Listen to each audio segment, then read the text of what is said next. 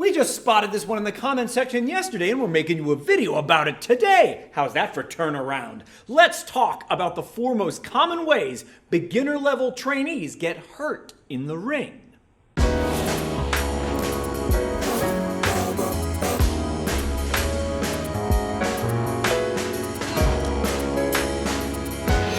I'm Mike Quackenbush, and this is Till We Make It. Today on the program, something geared toward our beginner level trainees in the world of professional wrestling. I want to call out the 4 most common ways I see injuries happen to these developing trainees, and I want to give you some pointers on how to avoid them. One of the things that I see happen quite often when someone is first learning how to bump is that they bump with their mouth open and they end up chipping their teeth or biting their tongue.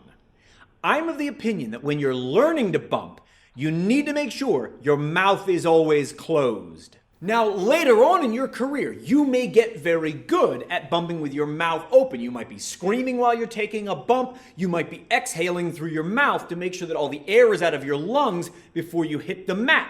But while you're learning this skill, you need to do it with your mouth closed. Only after you get really good at it do you want to try bumping while your mouth is open. And that's going to mean you need to exhale through your nose. We always exhale as we approach the mat so that we avoid that awful feeling in our chest like entropy is happening and we're falling into a black hole and all the universe is going to end. It's the worst feeling ever. So make sure you exhale and avoid entropy.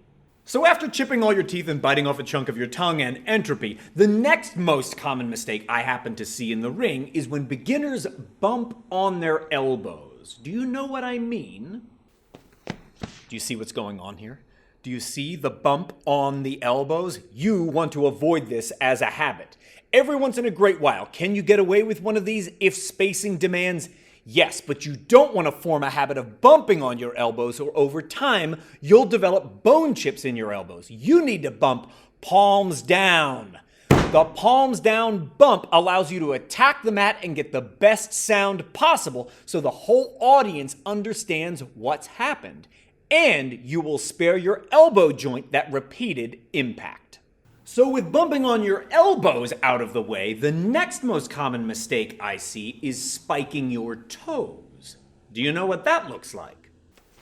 Look at this. This is spiking your toes on a bump. So it's very common on face bumps, some places call it front bump, or plancha, flat as an ironing board, that you spike your toes. But you don't want to spike your toes. I know this firsthand. I personally have destroyed one of my toe joints from always spiking my toes. Instead, you need to turn the edge of your shoe or boot toward the mat so that all the impact isn't on your tiny toe joints, which can absolutely be wrecked by that repeated impact. And the last of these most common mistakes is spiking your heels when bumping. You know what that one looks like? Looky here. This is spiking your heels when you bump, most common on flip bumps and handstand bumps, when instead you need to be flat-footed. You don't want to spike your heels. Over time, you'll bruise them and the back of your foot will turn black and blue. You can also, with enough repetition, wear down your ankles to the point they are more susceptible to sprains and breaks.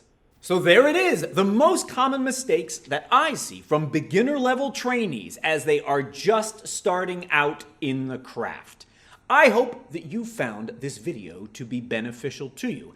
And you know, if you've got requests, just leave them below. Sooner or later, we'll probably get around to reading those comments. You keep on being awesome. I will keep on making the videos. Together, we will keep on faking it.